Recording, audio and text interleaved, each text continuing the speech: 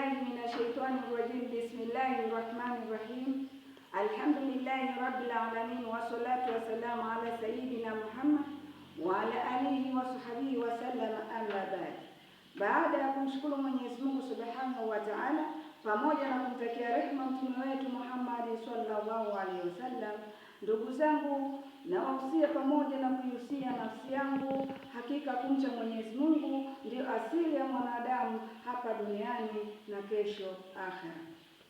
Ndugu zangu wafuatiliaji na wasikilizaji wa chaneli yangu pendwa ya Tahajjud TV, leo tena kwa taufiki ya Allah tunaendelea na darasa letu la kuweza kuifahamu vyema nuni ya sakna na tanwini.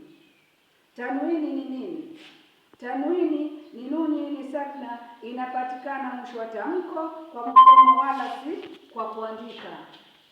Kama kusema kitaban, hisaban, huwezi ukaikuta hivi wala huwezi ukaikuta hivi.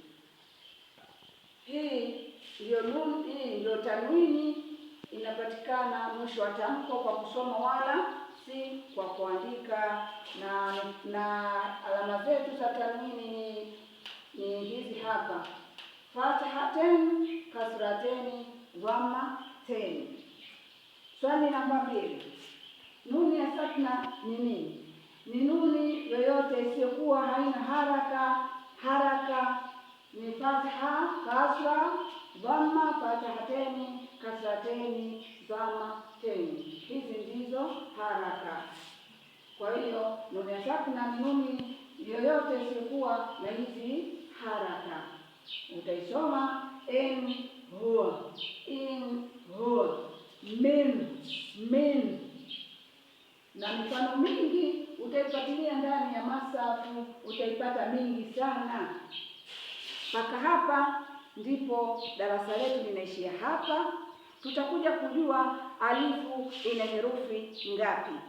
Usiache kunisubscribe kwenye chaneli yangu ya Tahajjud TV. Kama una swali unaweza kuniuliza kwenye grupu la WhatsApp Tahajjud TV. Wa ila huna aqulu salamu alaykum wa rahmatullahi wa barakatuhu. Kullu am wa antum bi khair.